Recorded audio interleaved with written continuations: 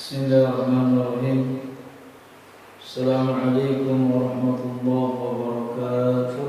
Waalaikumsalam warahmatullahi wabarakatuh. Alhamdulillah. Alhamdulillahilladzi tawada'a kulli syai'in li'azmatihi wa dhalla kulli syai'in li'izzatihi. Asyhadu an la ilaha illallah wahdahu la syarika lah wa asyhadu anna Muhammadan 'abduhu wa rasuluh la nabiyya wa la rasula ba'dahu. Allahumma salli wa sallim wa karrim wa 'azzim ala sayyidina Muhammadin sallallahu alaihi wasallam wa ala alihi wa ashabihi wa dhurriyyatihi wa man tabi'a syari'atahu ila yaumil ma'ad, amma ba'du. Subhanaka la ilma lana illa ma 'allamtana innaka antal alimul hakim wa tub 'alaina innaka antat tawwabur rahim. Wa rabbi shrah li sadri wa yassir li amri wahlul 'uqdatam min lisani yafqahu qawli. Ma'asyiral muslimin, jamaah salat zuhur yang Allah Ta'ala muliakan. Pertama, mari kita bersyukur kepada Allah Ta'ala yang telah memberikan kepada kita begitu banyak kenikmatan yang semestinya kita dengan nikmat Allah itu menjadikan lebih taat lagi, lebih dekat lagi kepada Allah, dan lebih bersemangat lagi dalam menjalankan segala perintah Allah. Salawat serta salam kita aturkan kepada baginda Muhammad sallallahu alaihi wasallam, sosok yang agung yang telah Allah Ta'ala tetapkan untuk kita semua menjadi suri tauladan, contoh yang baik. Apabila kita menjadikan Rasulullah SAW suri tauladan atau contoh, maka kita akan mendapatkan daripada rahmat Allah Ta'ala, ridha Allah Ta'ala. Ma'asyiral muslimin, jamaah salat zuhur yang Allah Ta'ala muliakan.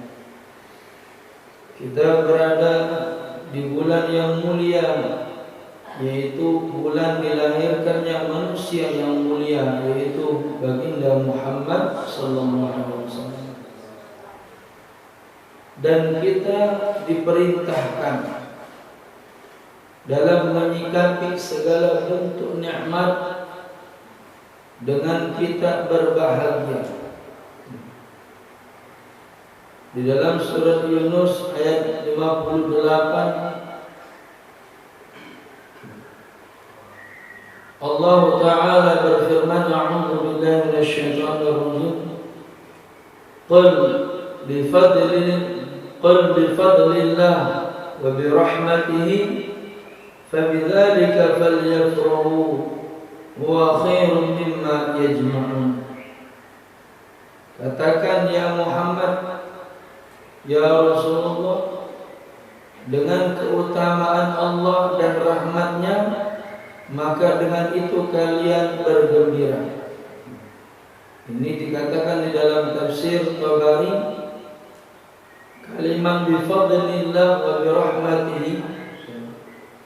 Kalau sehat itu bagian daripada nikmat yang kita wajib syukuri dan wajib bahagia.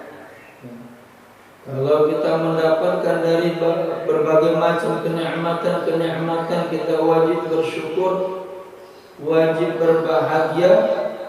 Bagaimana dengan nikmat yang paling besar, yaitu lahirnya baginda Muhammad sallallahu alaihi wasallam. Maka karena itu diwajibkan bagi kita semua untuk merasa senang, merasa bahagia dengan kelahiran baginda Muhammad sallallahu alaihi wasallam. Karena ketika Rasulullah sallallahu alaihi wasallam dilahirkan, semua makhluk itu berbahagia illa kana wahidan, kecuali ada satu makhluk yang tidak bahagia. Siapa itu? Iblis laknatullah. Jadi semua makhluk berbahagia. Para malaikat berbahagia, hewan-hewan berbahagia, tumbuh-tumbuhan berbahagia, semua makhluk berbahagia. Kecuali satu makhluk yang tidak berbahagia, yaitu iblis laknatullah.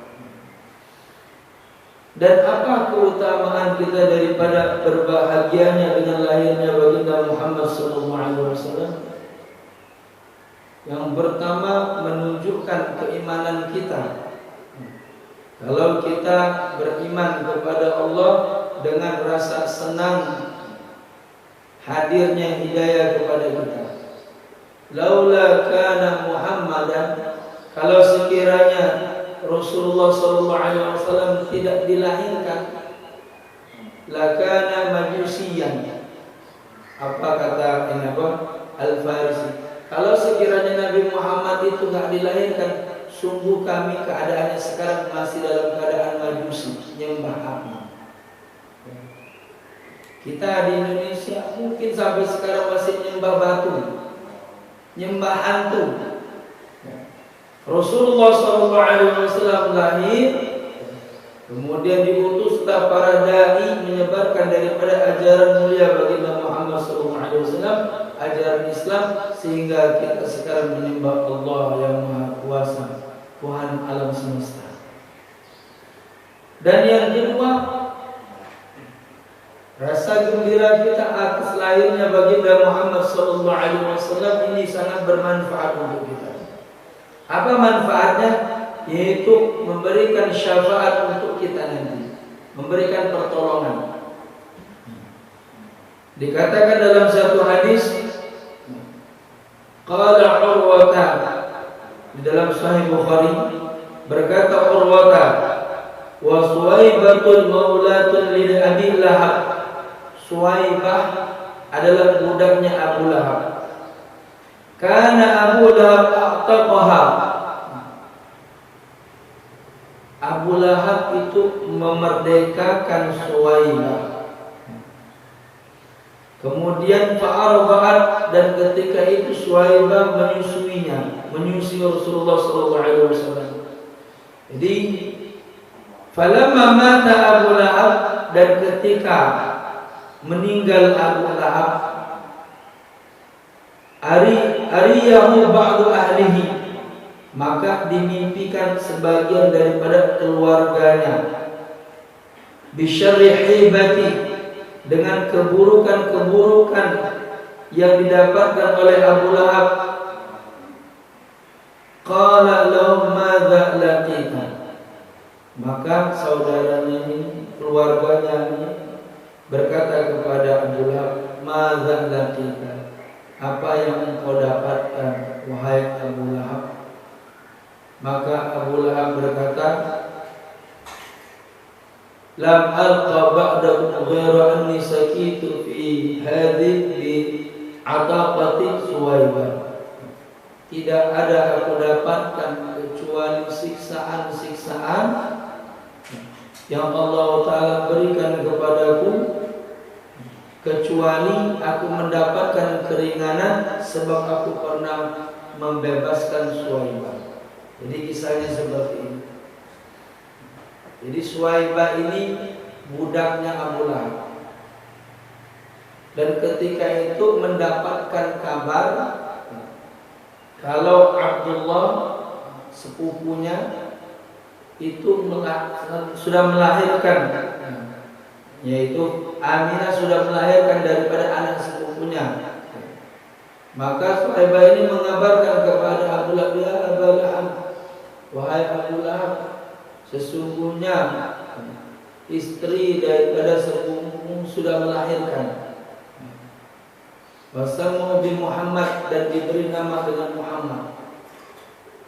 Spontan Abu Lahab senang. Dan spontan juga Abu Lahab mengatakan, aqta'tuka, aku merdekakan engkau. Jadi Suwaibah merdeka. Sebab kenapa? Karena Suwaibah ngasih kabar kalau Rasulullah SAW lahir.